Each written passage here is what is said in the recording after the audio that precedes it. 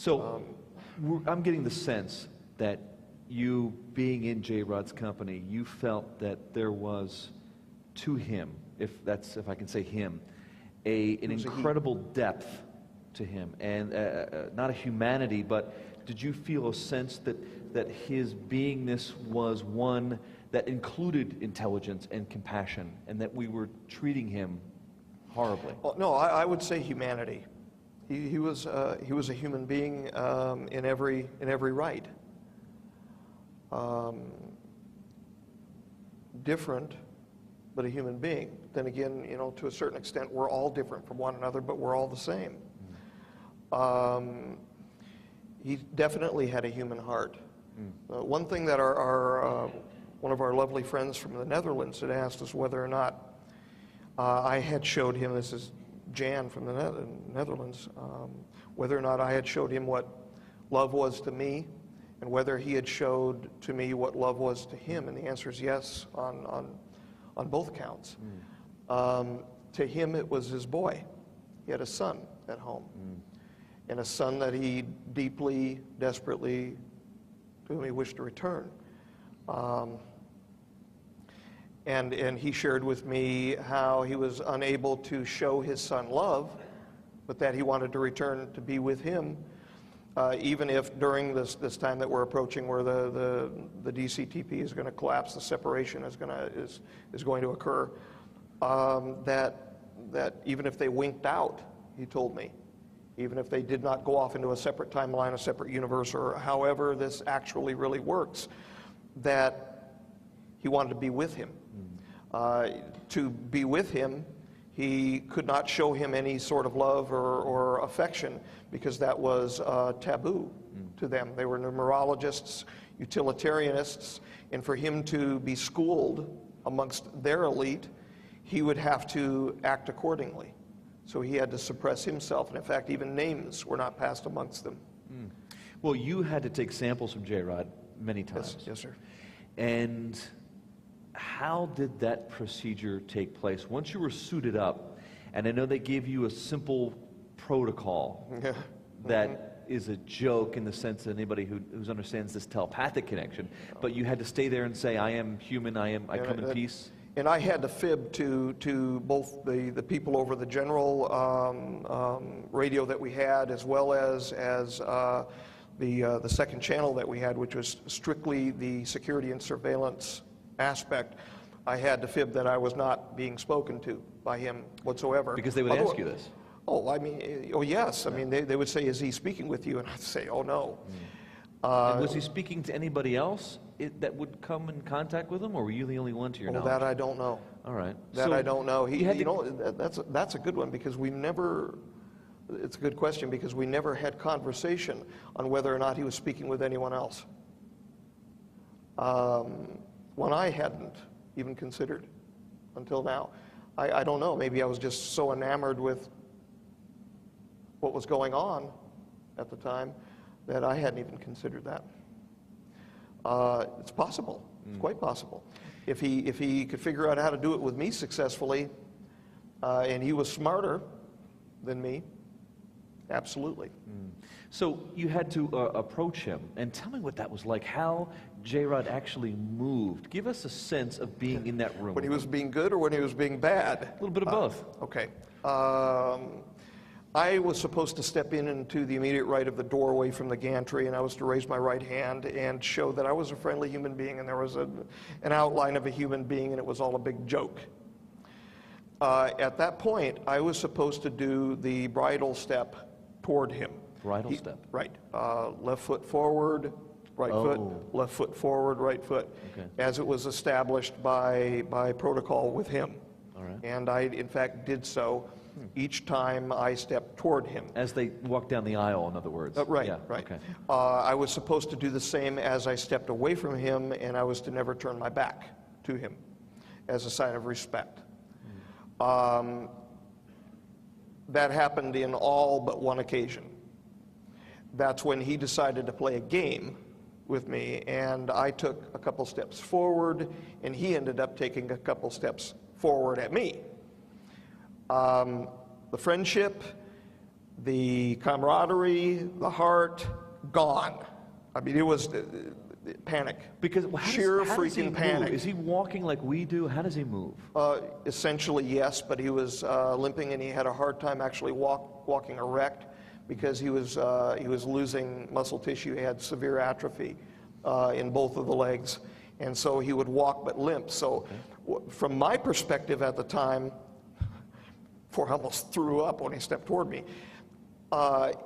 he looked like he was flopping his way toward me. And when he did so, I panicked, total panic, screamed, stepped backward. I caught my boot on the grating and fell back on my back.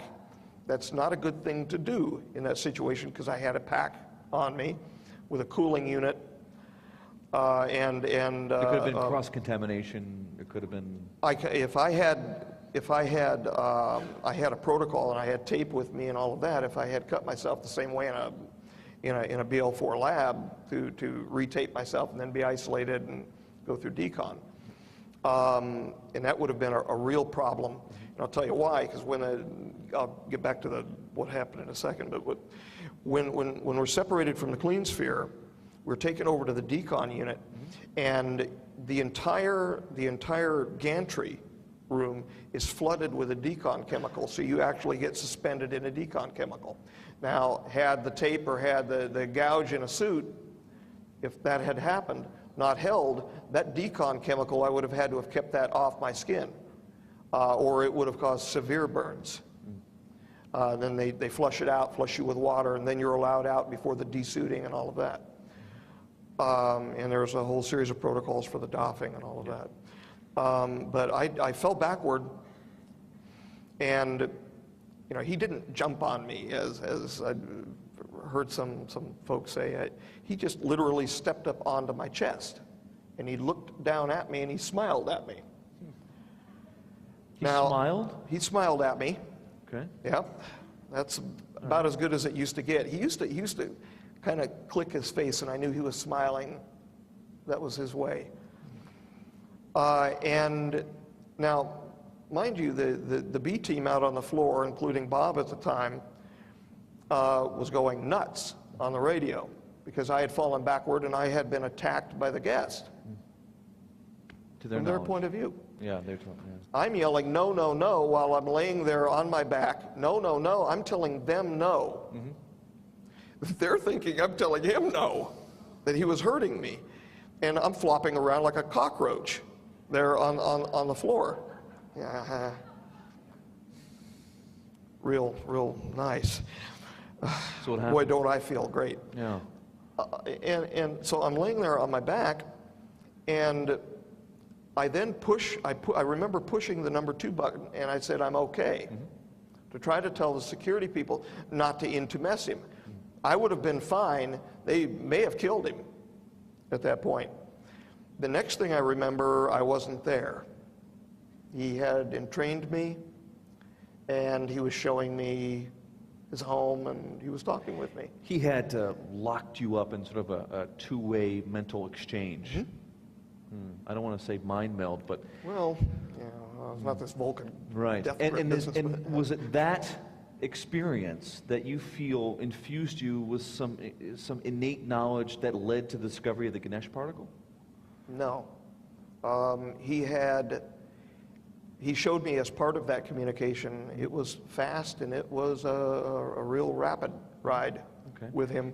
But what he did is he showed me his idea about how life came about. He showed you his home. Well, he showed me his home, he showed me his boy, he showed me his wife, and he showed me his mother. In his home world, did you get a sense of what the cities looked like or what his home world was like? Yes. Can you give us just a little taste of that? Only to a certain extent, because part of it was left private between him and myself. And I'll honor that. It was extremely dank, dark. It was an underground facility with tubes. There were no portraits or normal living amenities, what we would consider, coverings on tables or anything like that. All stoneware looking, gray, sheet metal colored. No real color to his world at all. He showed me his son, who was cute. And his wife. And his wife. Yeah. Well, no, it was his mating pair. Right. They had mating groups, and showed me his mother and why he was given the private name that he was given. The fact that she was aware from prior viewings with their equipment that he would come here as an exchange, which is part of the reason why they called him Kaela, was from the word challah, meaning a bread gift. And there are several levels to, in fact, even his name. But I felt the love from her to him, and these sorts of things. Not all of it was, some people have asked, well, could he have lied to you? Yeah, of course. Of course, he was quite capable. He was smarter than me, and he was a human being. Human beings lie. But you didn't get the sense that he was? No. Did you get a sense No. of why he was on that craft that crashed in Arizona? Was he sent here, as you said, in exchange? But can you give us a little better idea of what that He was part of a diplomatic exchange unit to improve our ability to back engineer their craft. So he meant to crash and be captured? No. But No, they had a gravimetric problem in Arizona, and they went down. It was during bad weather. It was a gravimetric problem, I believe, involving the electrical conduction in the atmosphere, and they dumped. If they hadn't gone down, where would they have ended up? What would they have done? They would have ended up not that far away in New Mexico at Los Alamos. Doing? They were to land there and then disembark and act as part of the exchange program. The one fellow that died there at the scene was taken to Los Alamos. Ostensibly, I guess he was taken to the sweetness facility there at Los Alamos underground. So you're saying that Majestic 12 facility had a exchange program already up and running at that stage? A one-way exchange program, yes, sir. And the problem with this is that in 1953, while they thought that they were dealing with time travelers, they didn't know for sure. There was not that much information forthcoming. It was not until the Orions in 1954 actually brokered the treaty system that we knew for sure. That was, of course, brokered with Eisenhower. It was brokered in California, and that was brokered, in fact, with an exchange gift of the cube, which you showed me earlier that you had an image from Marcia. Right. The so-called Yellow Book or Yellow Cube or the Orion Cube. Give people an idea of some of the members of the original MJ-12. Well, you've got my wife's grandfather's friend, James Forrestal, who was terminated. He did not commit suicide. That is garbage. Thrown out of a window, huh? Yeah. Yeah. Yeah. Who else? He was somewhat unstable, from what I understand, and he was preparing to talk unilaterally at a time when no such allowance would be made, and he was terminated as a result. Mm-hmm. That's what happens, and I'm making a very serious hint here. That's what happens to people when they speak unilaterally. Sometimes they're assassinated. Who else was part of that, the original? Oh, Vannevar Bush, who was the original scientist. Mm-hmm. And I've got a list of them here if you'd like. Well, you can, off the top of your head, or whatever is easiest. Well, you've got Hill and Cotter. Mm-hmm. But, the thing is with me, mm-hmm. these early folks are essentially non-existent. When I came in 86, not only were they not spoken about, nobody really cared. It was a new unit. It was a new group of 12. So, it's a quaint history and all of that, but it's not a history which, aside from the knowledge of the history of the Majestic, it's not a history that matters. Anybody else that you think is worthy of mentioning?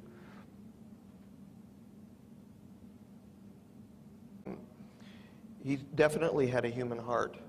One thing that one of our lovely friends from the Netherlands had asked us whether or not I had showed him, this is Jan from the Netherlands, whether or not I had showed him what love was to me and whether he had showed to me what love was to him. And the answer is yes on. So I'm getting the sense that you, being in J. Rod's company, you felt that there was to him, if I can say him, an incredible depth to him, and not a humanity, but did you feel a sense that his beingness was one that included, even if during this time that we're approaching, where the DCTP is going to collapse, the separation is going to occur, that even if they winked out, he told me, even if they did not go off into a separate timeline, a separate universe, or however this actually really works, that he wanted to be with him, to both counts. To him, it was his boy. He had a son at home, and a son that he deeply, desperately, to whom he wished to return. And he shared with me how he was unable to show his son love, but that he wanted to return to be with him. Intelligence and compassion, and that we were treating him horribly. Well, no, I would say humanity. He was a human being in every right. Different, but a human being. Then again, to a certain extent, we're all different from one another, but we're all the same.